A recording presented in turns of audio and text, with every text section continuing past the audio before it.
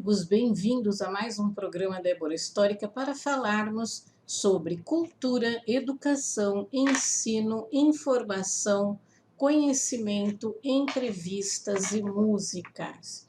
Hoje é dia 25 de novembro, falta um mês para o Natal, para acabar o ano praticamente, e o motivo deste programa é preservar nossas origens, nossas memórias e nossas histórias, conservar as tradições de famílias das nações e também buscar novos conhecimentos através de pesquisas e entrevistas.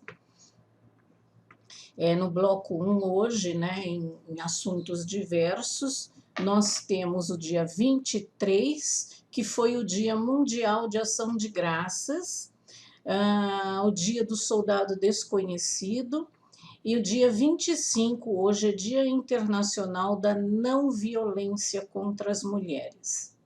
No bloco 2, sobre a Vila Sônia, nós vamos falar sobre a Praça Jacir Viana de Quadros. Do Morumbi, nós vamos falar, tem uma reserva ecológica no Morumbi, vamos falar um pouquinho dela.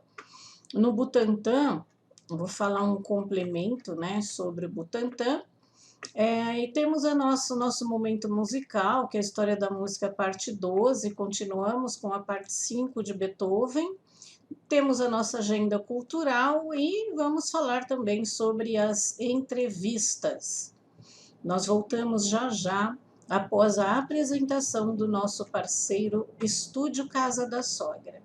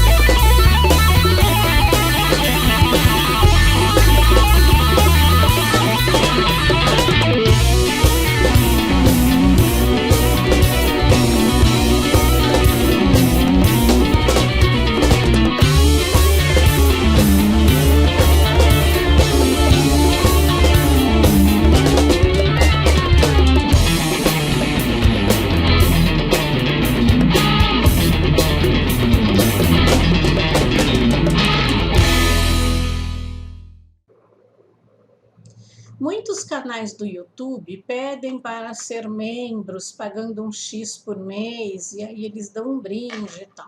E o nosso programa oferece um ótimo souvenir para a sua coleção, ou mesmo para uso do seu dia a dia, que são as canecas Débora Histórica, que são essas daqui, ó, lindas. Eu estou bebendo água, deixa eu ver, eu nunca sei a direção. Então, elas vêm aqui com o seu nome, ou se for empresa que pedir, vem com o logo, tá? Então, ao adquirir a sua caneca por apenas R$40, você está colaborando para a produção do programa que divulga o resgate da história em geral e particularmente da região oeste da cidade, revelando nossas origens, lugares históricos e muitas curiosidades que enriquecem nossa cultura. Participe com a sua colaboração. O e-mail é contato@deborahistorica.com.br ou o telefone WhatsApp 11 São Paulo, 997241111. E vamos ver aí um pouquinho das canecas, tá bom?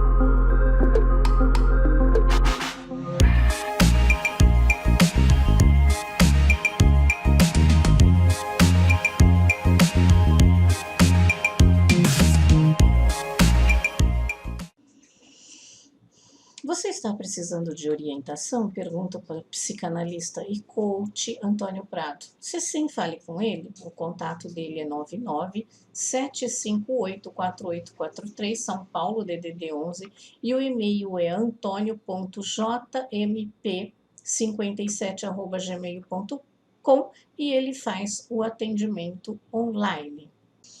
Bom, então vamos começar. Dia 25, dia 23. Nossa, deixa eu só. Não, eu errei, acho que lá em cima. Por que eu coloquei dia 23? É dia 25. Desculpem, gente, eu anunciei lá atrás que é dia 23, que foi o Dia Mundial de Ação de Graça.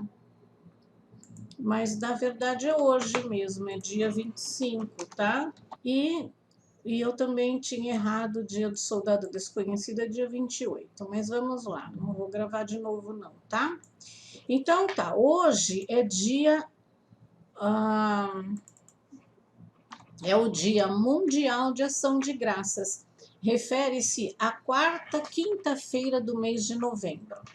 Tem mais histórias, tá, para contar, mas eu só resumi isso porque aqui no Brasil a gente não comemora, tá? Mas é um dia muito importante nos Estados Unidos no Canadá, tá? E na Inglaterra. Então lá é feriado, aqui não.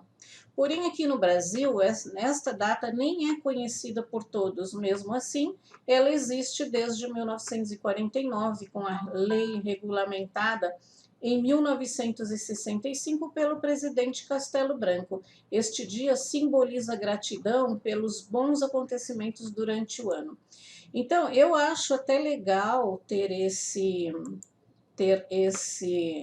dia, né, de comemoração, porque eu acho legal. Na verdade, você tem que ser grato todos os dias, né? Mas um dia especial, não precisa ter peru, porque peru não é o nosso forte aqui. Você pode fazer uma galinha, né?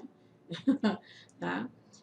Ou você pode fazer nada, simplesmente agradecer ao Deus do seu coração, ao Deus que você acredita, as coisas boas que aconteceram na nossa vida, né? Na sua vida.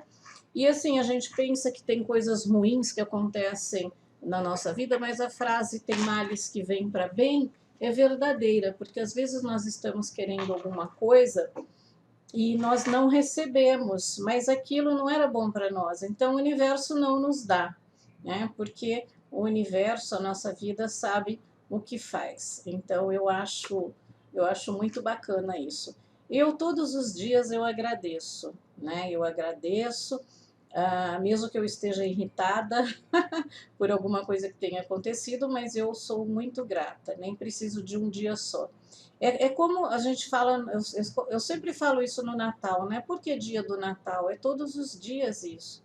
É o amor que você tem que ter, o perdão que você tem que ser todos os dias. Não adianta dar uma cesta de Natal, uma cesta básica, roupinha, adotar uma criança, se ela vai ficar o ano inteiro depois sem a roupinha, sem a comida, sem o brinquedo, sem etc, etc, etc. Né? E o mais importante na nossa vida é o amor. É o amor que você tem pelas pessoas, tá? É o amor que você pode dar pelas pessoas e pelas coisas, pela natureza, tá bom? Então vamos lá, continuando. O dia 25 também é o Dia Internacional. Cadê? É o Dia Internacional da Não Violência contra as Mulheres. Então eu vou pedir, eu não vou contar essa história, mas eu vou pedir para que vocês vejam porquê na descrição do programa. Então eu estou pondo um link lá, quem tiver curiosidade saiba o porquê, tá? Não foi algum acontecimento aqui no Brasil, tá bom? E dia 28 é dia do Soldado Desconhecido. Em todo o mundo é feita uma homenagem aos combatentes que pereceram nos campos de batalha e não tiveram seus corpos identificados e nem enterrados. No Brasil, o Monumento Nacional aos Mortos, porque tem em todos os países, tá? Na Itália, tem em todos os países. aos mortos da Segunda Guerra Mundial, que se encontra no Rio de Janeiro, foi inaugurado em junho de 1960. Este monumento também contém uma urna com restos mortais de soldados não identificados, que simboliza o soldado desconhecido. Bom, como agora tem o DNA, né? Então tem até como fazer um teste, mas aí teriam que ter as pessoas, né, os parentes, né, para fazer o DNA. E a gente volta já já após a apresentação do ateliê Marlene Olim.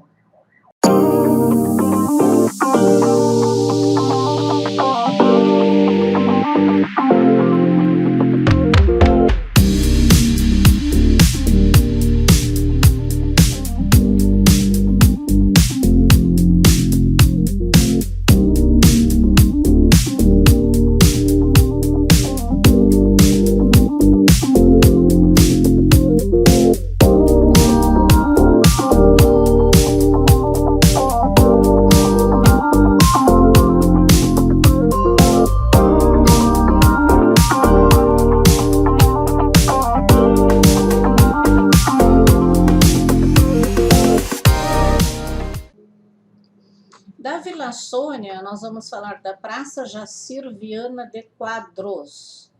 Está situada no distrito da Vila Sônia, no bairro da Vila Morse, delimitando a rua Jorge Assad Abdala pelo córrego sem nome. Ela fica lá perto do início da Áurea Batista, onde tem até uma outra praça grande, que depois nós vamos falar dela.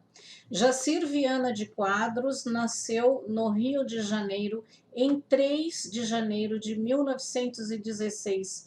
Formou-se em Medicina pela Faculdade de Medicina do Rio de Janeiro em 1939. Foi chefe do Departamento de Radiognóstico do Instituto Central da Fundação Antônio Prudente, de 1954 a 1960, passando a diretor desse mesmo departamento a partir de 1960. Foi chefe do Serviço de Radiologia do Hospital da Real Beneficência Portuguesa de 1950 a 1954, do Serviço de Radiologia do Hospital... já li isso. Chefe do Serviço de Radiologia do Hospital Santa Cruz de São Paulo, presidente do Departamento de Radiologia da Associação Paulista de Medicina em 1959. Publicou também diversos trabalhos em revistas especializadas, principalmente na Revista Brasileira de Cirurgia, Revista Atresp e na Revista Paulista de Medicina. Ele faleceu em São Paulo em 23 de junho de 1988.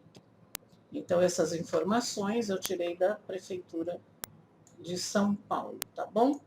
E nós voltamos já após a apresentação da Associação Comercial, na qual o programa Débora Histórica é associado, e eu faço parte do corpo de conselheiros.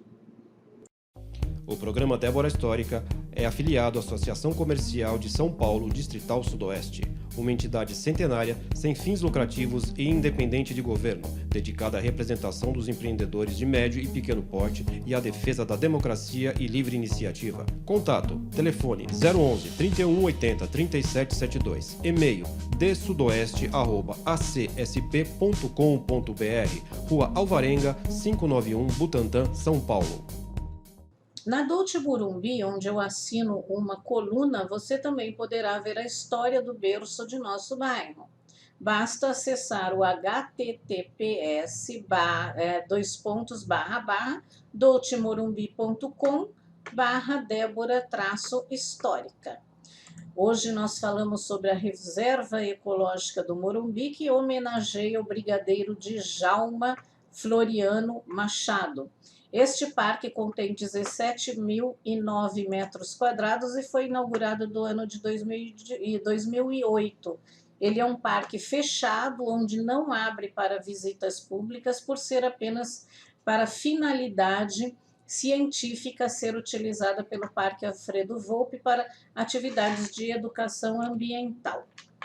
O brigadeiro Floriano Machado, bom, o brigadeiro Djalma Floriano Machado nasceu em Itaqui, no Rio Grande do Sul. Alistou-se no Exército Brasileiro aos 16 anos de idade, iniciando assim uma das mais notáveis carreiras militares. Participou na condição de militar de várias revoluções que marcaram a década de 1930. Durante a Segunda Guerra Mundial, devido ao seu excepcional currículo, foi designado para trabalhar no setor de suprimentos na base aérea de Natal, dando apoio logístico às forças aliadas que estavam postadas no sul da Europa e no norte da África. Com o fim da guerra, foi requisitado para exercer relevantes atividades ligadas à estruturação do nascimento do Ministério da Aeronáutica. No início da década de 1950, veio residir em São Paulo, na Rua das Açucenas, na cidade Jardim, próximo do local onde está localizado o Logradouro, que hoje recebe o seu nome.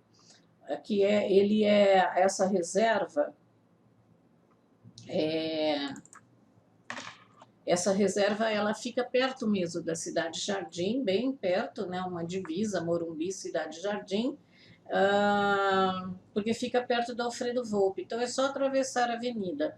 Ela fica perto da margem do Rio Pinheiros, tá? O homenageado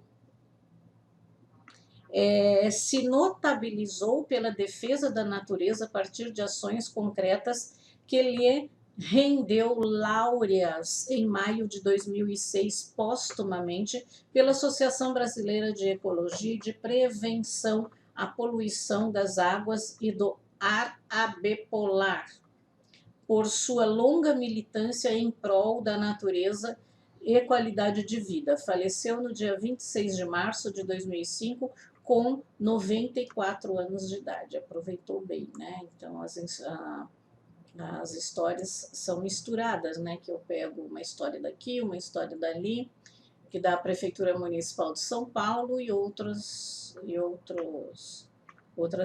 fontes, tá bom? E nós voltamos já após a apresentação da Dolce Morumbi.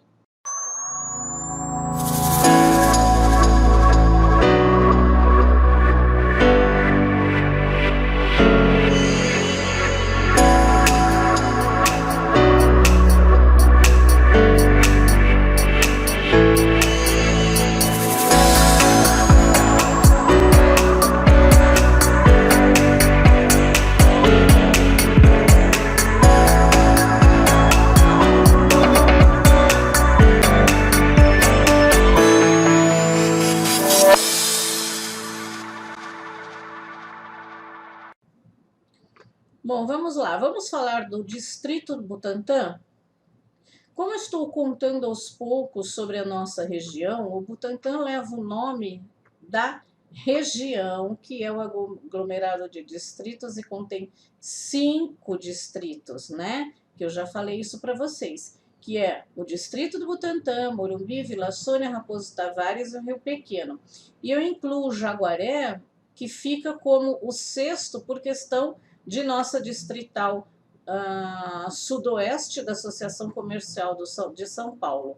Então, esse distrito, agora falando só do distrito, né, e não da região, do Distrito Butantã, ele contém 20 bairros, né, sendo eles o primeiro bairro Butantã, né, para você ver a região do Butantã, o Distrito do Butantã e o bairro do Butantã, seguindo Caxingui, Cidade Bandeirantes, Cidade Universitária, City Butantã, Inocope, Jardim Ademar, Jardim Bonfilioli, Jardim Caxingui, Jardim Cristi, Jardim Esmeralda, Jardim Matarazzo, parte do Jardim Periperi, que parte é do Butantã e parte é da Vila Sônia, tá?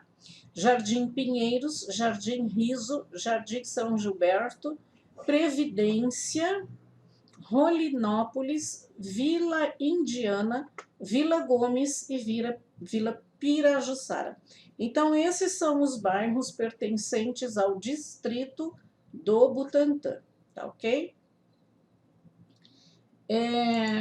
Agora vamos lá para o nosso momento musical e falar sobre a quinta parte, né, de Beethoven, tá? E como eu falei para vocês, a fonte dessas minhas histórias que eu estou contando do Beethoven, eu vou contar na música, elas são retiradas de uma coleção minha, tá? Que é essa daqui, ó, certo? Que é Grandes Compositores da Música Clássica, de uma coleção da editora Abril, chamada Bravo. Então, vamos lá. O título é Uma Revolução Permanente. Com cerca de 250 obras, a música instrumental domina a produção de Beethoven, que soma cerca de 400 composições. O volume das mais importantes impressiona 32 sonatas para piano, 10 sonatas para violino e piano, 5 para violoncelo e piano, 7 trios para piano e cordas, 17 quartetos de corda, 9 sinfonias e 5 concertos para piano e orquestra. Entre as obras vocais, 2 são decisivas, a Missa Solemis e a ópera Fidelio. Eu tenho tudo isso. Costuma-se dividir em 3 períodos criativos do compositor, obedecendo a uma ordem cronológica. 1792 a 1802, o período de aprendizado e domínio da criação via a assimilação do vocabulário de Haydn e Mozart, que conclui com o Testamento de Halin-der-Nest, que eu li o programa passado, em 1802. Entre outras, lá está a Sonata ao Luar, lindíssima, uma das 2 composições que integram o Opus 27 de 1801.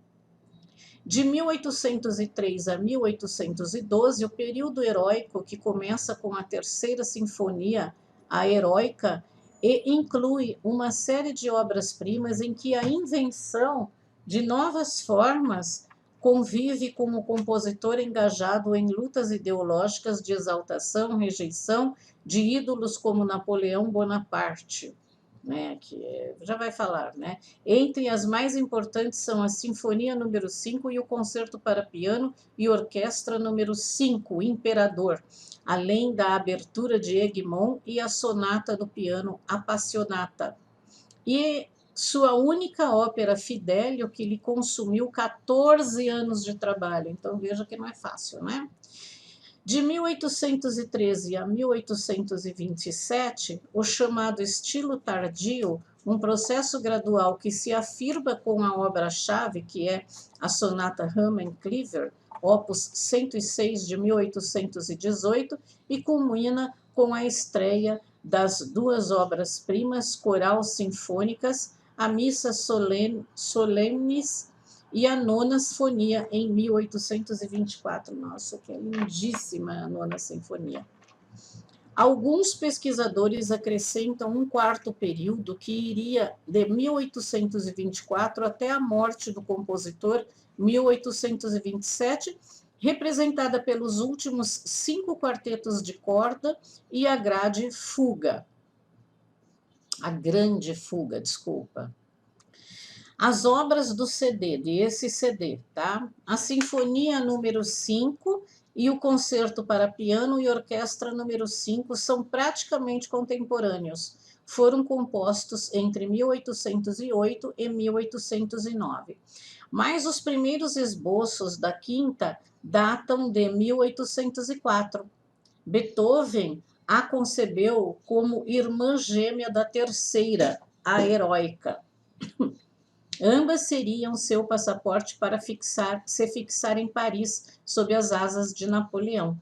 A guinada política de Bonaparte, nomeando-se imperador, inviabilizou os sonhos do compositor e o levou para outro lado da luta, assumindo um patriotismo incandescente pelo Império Austro-Húngaro.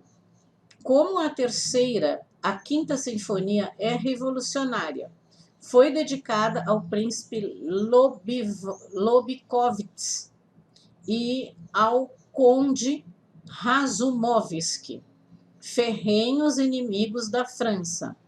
A dupla, em seguida, ao lado do arquiduque Rodolfo, formou a trinca de mecenas que proporcionou a Beethoven uma mesada anual.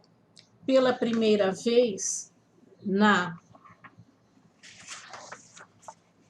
história, um compositor recebia uma soma fixa anual sem obrigação de saudá-la com a criação de obras exclusivas, que é o que ele queria, né? O célebre tema que abre o Allegro com brio inicial da quinta sinfonia, Sol, Sol, Sol, Mi bemol, passou à posteridade como o tema do destino. As 4 notas significariam as batidas do destino à porta. A anedota partiu de Anton Schindler, uma espécie de secretário informal do compositor, fonte pouco confiável que inventou muita coisa sobre o mestre após a morte dele. As pessoas estão sempre fazendo as coisas para ganhar dinheiro, né? Então vamos lá, vamos continuar aqui. A quinta sinfonia é uma espécie de impressão digital musical de Beethoven. Como aponta o pesquisador Maynard Solomon, graças a uma insólita concentração rítmica e uma economia de material temático surpreendentes, outras inovações multiplicam-se por seus 4 movimentos. A pequena candessa do oboé no primeiro movimento, a adição de piccolo e contrafagote aos instrumentos de sopro, os efeitos espectrais dos contrabaixos no scherzo e no trio, os trombones na finale e o retorno do scherzo no finale. Música viva é aquela que, não importa a idade, conserva a capacidade de nos impactar. É o sublime que no século XIX, o sublime que no século XVIII queria dizer provocar no ouvinte a mais forte emoção que a mente é capaz de sentir.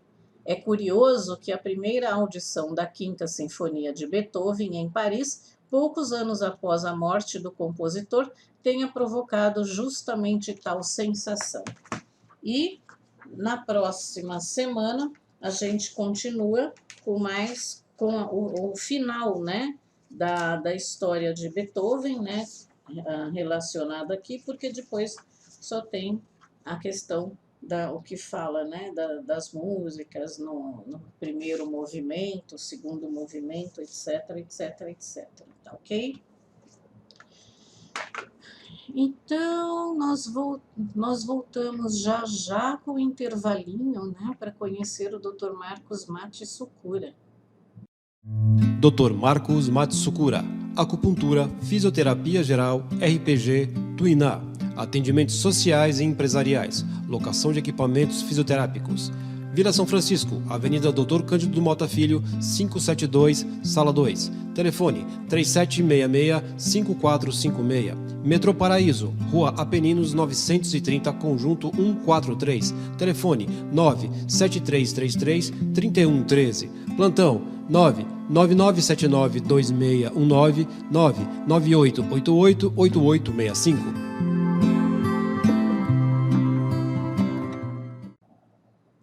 Bom, crianças, a nossa agenda cultural é assistir a todos os programas Débora Histórica, que você ainda não viu, visitar o site Débora Histórica, que está sendo atualizado periodicamente, e a partir do dia 23 eu estarei ao vivo no Jornal Butantan News contando sobre a nossa região e mais, tá? A partir do dia 23, foi já, né? A partir do dia 23 de novembro. Apesar que em dezembro eu vou tirar férias, então em dezembro vai ser gravada as histórias que vão passar no Butantan News, tá bom? Com relação às entrevistas, eu fiz assim, para as entrevistas eu retornei o projeto As Memórias do Seu Bairro Contadas por Você. Neste projeto, cada entrevistado conta a sua história, suas memórias e pode ser de qualquer lugar do mundo. E a partir de 1º de novembro, os entrevistados receberão uma caneca deste projeto com o seu nome ou o seu logo. Então, no dia 23, eu publiquei já a entrevista com o José Luiz de Oliveira, diretor do jornal Butantan News, tá bom? A gente volta já depois do intervalinho, ele está falando sobre o jornal para vocês.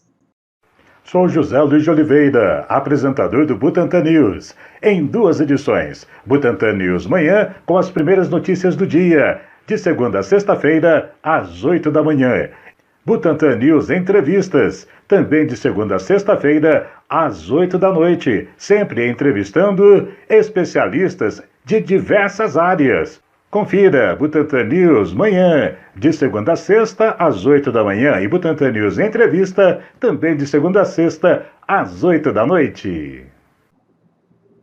E no nosso próximo programa, mais um pouquinho de história, de memórias para vocês, de informações, de conhecimento, e nós encerramos agora com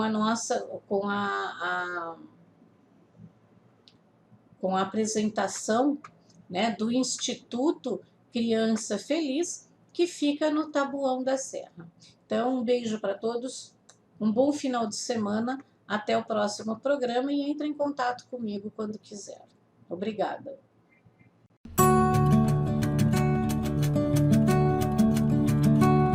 Olá, programa Débora Histórica, nós estamos aqui no Lar Criança Feliz, no Taboão da Serra, com o senhor Francisco Matias, ele é presidente, isso mesmo.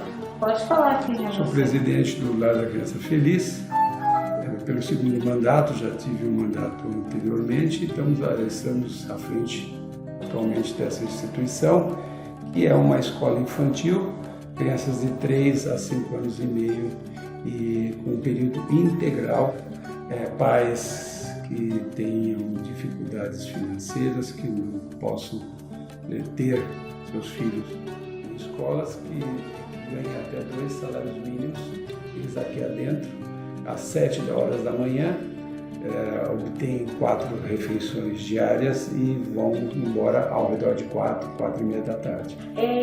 E os mantenedores aqui são importantes? Na verdade, quem mantém o Lar da Criança Feliz são todos colaboradores, tá? Nós temos, como o espaço é grande, nós temos várias fontes de renda, vamos dizer, para ser mantido. Nós temos um brechó permanente, que é uma fonte de renda importante, que nós vamos ver, importantíssima. Nós temos um espaço que é um inquilino, vamos dizer assim, que é o Centro Espírito Seara Esperança, e nós temos um prédio que são lojas maçônicas. Nós temos aqui templos maçônicos, que são inquilinos também que pagam para se reunirem dentro do espaço todo mês. E temos um salão de festas que também é alugado para festividades, e temos colaboradores, pessoas físicas e pessoas jurídicas. A gente tem a nossa página no Facebook, ONG Lar da Criança Feliz. Tem o nosso Instagram também, que é Lar da Criança Feliz. O WhatsApp DDD 11 961747000. E-mail é o contato@lardacriancafeliz.org.br. E a gente tem o site também, né? Que além do site a gente tem o nosso boletim também, que é mensal, né? E a gente está aqui de segunda a sexta, das 9 até às 5 da tarde, no telefone fixo 4701-4604. 4701-4604.